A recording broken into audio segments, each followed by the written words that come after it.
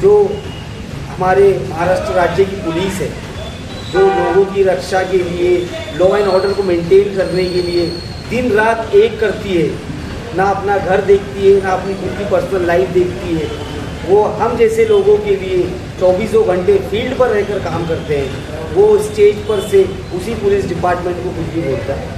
तो मेरी ये मांग है, जो वो नेता जिसको अपना बॉस मानता है, बार बार बोलता है कि मेरे नेता सागर बंगले पर बैठे हुए हैं और क्या क्या बोलता है, तो वही नेता जो है पुलिस डिपार्टमेंट उनके अंडर में आता है, बिकॉज वो होम मिनिस्ट्री संभालते हैं। तो मैं ये अपील करता हूँ कि देवेंद्र फडणवीस साहब होम मिनिस्टर के नाते आपकी मिनिस्ट्री या के अंतर्गत जो पुलिस डिपार्टमेंट का है, उनकी रक्षा तो नहीं बोलूँगा, पुलिस डिपार्टमेंट सक्षम है अपनी खुद की रक्षा करने के लिए, वो हमारी भी रक्षा करती है, लेकिन उनकी इज्जत बचाने के लिए, उनकी इमेज को जिंदा रखने के लिए, ताकि कल के दिन कोई भी ऐरा गहरा नत्थु खैरा इस जैसा उठकर कुछ भी पुलिस डिपार्टमेंट को ना बोले। इसके लिए मैं ये चाहता हूँ कि देवेंद्र फडणवीस साहब इसके ऊपर जल्द से जल्द एक्शन ले, और हमारी तो मांग ये है कि इसको पार्टी से निकाल कर इसके ऊपर लाइव बैन लगाना चाहिए। एक्टिव पॉलिटिक्स में रहने के लिए इसके ऊपर लाइव बैन, इसके ऊपर ही नहीं, इसके बड़े भाई पे, इसके अब्बा के ऊपर, सबके ऊपर, इसके परिवार को बैन करना चाहिए पॉलिटिक्स करने के लिए। लेकिन पता नहीं क्या बात है जो इसका संरक्षण किया जा रहा है। मैं तो ये समझता हूँ कि ये जो एजेंट है, ये जो बीजेपी के एजेंट है, ये लोगों को बीजेपी पाल रही है, इनको खाद पानी दे रही है, ताकि जो मुद्दे हमारे समाज में बहुत ज्वलंत मुद्दे उठते हैं, जैसे कि हाल के दिनों में छत्रपति शिवाजी महाराज का जो पुतला था वो गिर गया, काफ़ी लोगों में रोष था, लोग उसको लेकर काफ़ी सारी बातें कर रहे थे। बदलापुर का इंसिडेंट है जहाँ पर कुछ बच्चों के साथ गलत हरकत हो गई। ऐसे जो मुद्दे होते हैं जिसकी वजह से पब्लिक का ध्यान वहाँ जाता है, उसको भटकाने के लिए बीजेपी ने इनको पाल के रखी है, और ये कुछ भी अनशन बोलते हैं। तो नीतीश राणे, ये जो तेरी आमदारगी है, ये जो तेरा पोस्ट है, और ये जो तेरा बॉस है, ये जिंदगी भर नहीं रहने वाला है। हर चीज़ का एक अंत है, एंड होता है।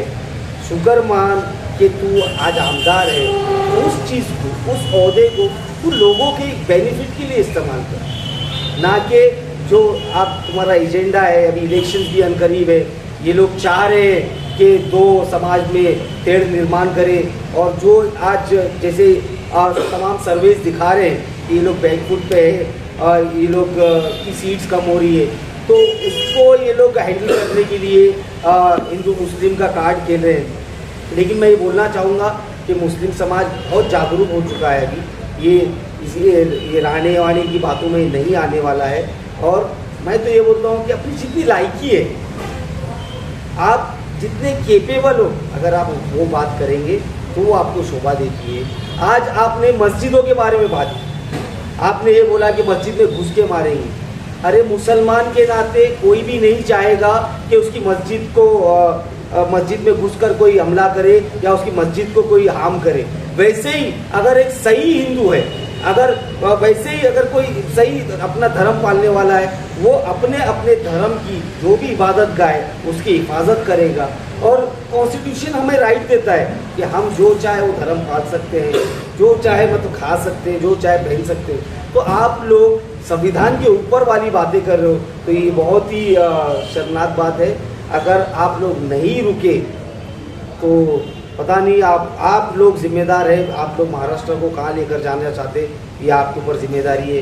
इसी के साथ साथ आज उसका बड़ा भाई भी उड़ गया, नीलेश राणे। ये सब है ना बासी कड़ी है, इनको कोई पूछना नहीं है। बासी कड़ी में उबाल लाने के लिए ये लोग, जिनका भी पॉलिटिकल अंत हो चुका है, जो ये समझते हैं पब्लिक में एक्सेप्टेंस नहीं है उनका, जो ये समझते हैं कि हमारी मार्केट ख़त्म हो गई है, उनके पास एक ही हथियार है और वो है MIM। जिस प्रकार से देश हो या पूरे राज्य भर में मुसलमान या अल्पसंख्यक समुदाय को लेकर बार बार रूलिंग पार्टियां कहीं ना कहीं दबाव बनाते हुए दिखाई दे रही है, एक बात। दूसरी बात यह है कि जिस प्रकार से आसाम के मुख्यमंत्री के वहां पर 28 मुसलमानों को एक डिटेंशन कैंप में जो है उनको ले जाकर रखा गया है, उसके बारे में एमआईएम का क्या स्टैंड है वो एक क्लियर कीजिए। और पहली बात, जो देश भर में आज एक रूलिंग पार्टी एक अल्पसंख्यक समुदाय पर जो दबाव बना रही है, उसके बारे में एमआईएम का क्या स्टैंड है? ये मैं समझता हूँ कि ये जो रूलिंग पार्टीज है इनका एजेंडा ही हिंदू मुस्लिम करना है, मुसलमानों को तकलीफ पहुंचाना है। तो क्योंकि हम देखते हुए आए हैं कि इन्हीं पार्टियों का राज जिस स्टेट्स में है और भी अलग स्टेट्स में, वहां पर अल्पसंख्यक लोग के साथ क्या क्या जुल्म किए जा रहे हैं। तो ये उसी का सीरीज है कि हमारा महाराष्ट्र में भी अफसोस के साथ ये सरकार है और इन्हीं का वो चल रहा है, राज चल रहा है और जुल्म कर रहे हैं लोगों पर। तो हम इसका निषेध करते हैं और इसको अपोज करते हैं। और एज यूजुअल जैसा हम लोग हमेशा एमआईएम के जो भी हमारे पॉलिटिकल लीडर्स हैं इसके खिलाफ आवाज उठाते हुए आए, तो हम अलग अलग स्टेजेस पर अलग अलग माध्यम से इसके खिलाफ आवाज उठाते रहेंगे और इसका निषेध करते रहेंगे। रही बात ये जुल्म होने की, तो मैं समझता हूं कि जुल्म ज्यादा दिन चलता नहीं है, जालिम का अंत है एक ना एक दिन, और वो अंत आ चुका है। यू रिकॉर्ड माय वर्ड्स, आप मेरा स्टेटमेंट रिकॉर्ड कर लो। 2024 विधानसभा इलेक्शन में ये जालिमों का अंत आ चुका है, ये लोग सरकार में नहीं आएंगे और एक नया एक समीकरण आपको दिखेगा 2024 के टाइम पर। तो उम्मीद करते हैं कि देश के हालात बदले, हमारे राज्य के हालात बदले और जो भी माइनॉरिटीज है वो अपने आप को सुरक्षित समझे भारत देश में। दूसरी बात ये कि 5 दिन के बाद एमआईएम पार्टी मुंबई में जो बड़े मोर्चे का जो आयोजन करने जा रही है, उसका मकसद क्या रहेगा? उसका जो आज 5 दिन का अल्टीमेटम इम्तियाज जलील साहब ने दिए हैं कि मुंबई में लेकर जाकर बड़ा वो मोर्चा निकालेंगे, उसका मकसद ये लोग को वो ओथ याद दिलाना है जो शपथ ये लोग ने ली है आमदार बनने से पहले, अपनी सरकार स्थापित करने से पहले। उस शपथ में क्लियरली बोला जाता है कि मैं irrespective of caste and creed और सबको एक समान समझा जाएगा, कॉन्स्टिट्यूशन का पालन किया जाएगा, उसके तहत ही काम किए जाएंगे। ऐसे लगता है कि ये सब लोग जो शपथ जिस चीज पर लिए हैं वो सारी चीजें भूल चुके हैं लोग। तो उनको वापस से एक बार याद दिलाने के लिए और बताने के लिए ये जो देश है, डॉक्टर बाबा साहेब अम्बेडकर ने जो कॉन्स्टिट्यूशन लिखा है उस पर चलेगा, ना कि आप लोगों की मनमानी के साथ चलेगा। तो याद दिलाने के लिए हम लोग जा रहे हैं, होपफुली हम लोग याद दिलाएंगे और उनकी समझ में आ जाएगा। देश भर में जो बहुसंख्यक समाज है वो कहीं ना कहीं वो अपने आप को असुरक्षित समझकर जो है बड़े बड़े मोर्चों का आयोजन कर रहा है। क्या लगता है कि अल्पसंख्यक समाज कहीं ना कहीं उन पर दबाव डाल रहा है जिसकी वजह से वो मोर्चे निकाल रहे हैं? क्योंकि हिंदू जन जागृत मोर्चे हो, ये बहुत सारे मोर्चे आजकल जो निकल रहे हैं, क्या लगता है इन मोर्चों से कहीं ना कहीं बहुसंख्यक समाज को एक तरफ लाने की कोशिश हो रही है? देखिए, अगर जिस देश में बहुसंख्यक समाज भी मोर्चे निकाल रहा है, वो भी अपने आप को सेफ नहीं समझ रहा है, उनकी भी मांगे पूरी नहीं की जा रही है, और अल्पसंख्यक समाज जो है वो तो पीड़ित है ही, उनकी तो अनेक ऐसी कहानियां हैं।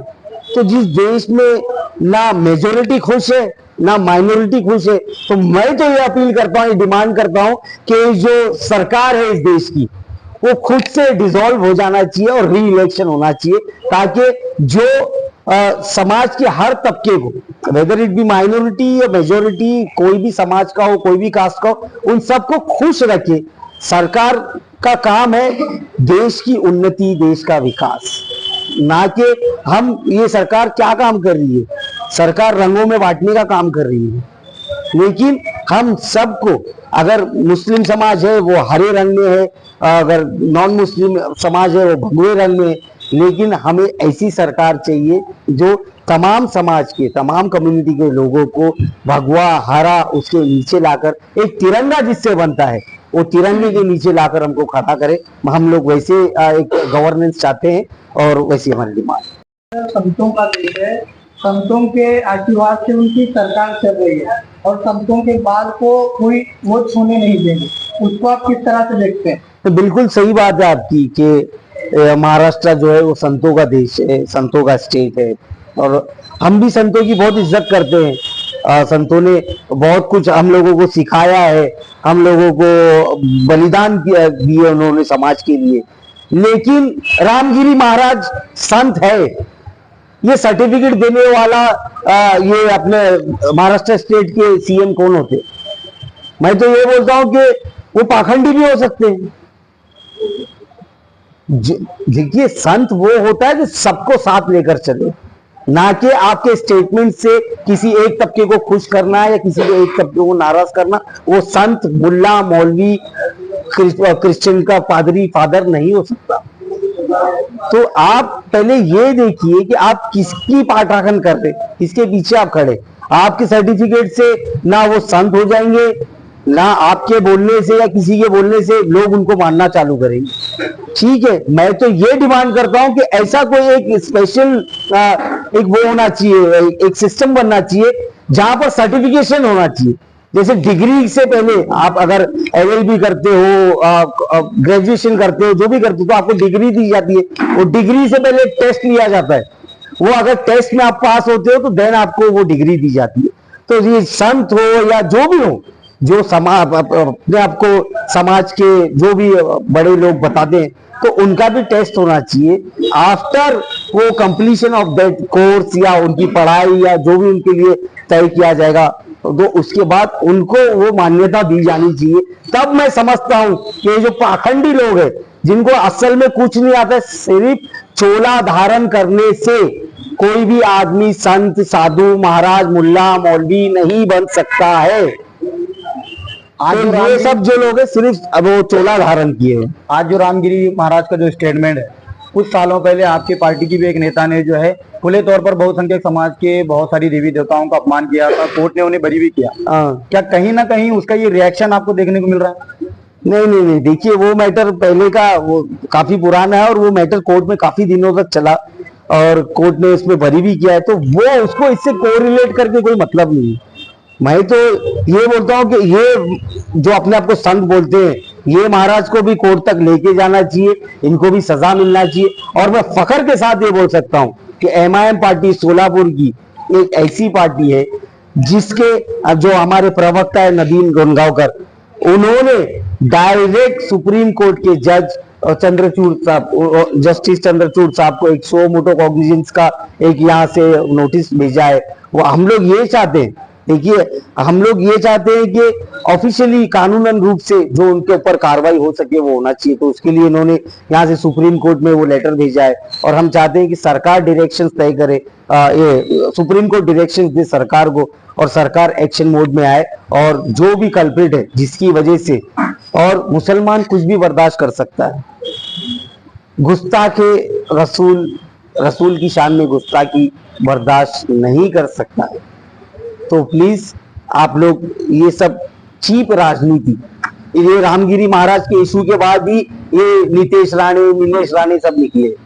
तो आप जो मेन कॉज है, जो जहां से वो निकलता है, उसी को आप दबाने की कोशिश करिए ताकि ऐसे लोग को मौका ना मिले और निकल कर हिंदू मुस्लिम करने का।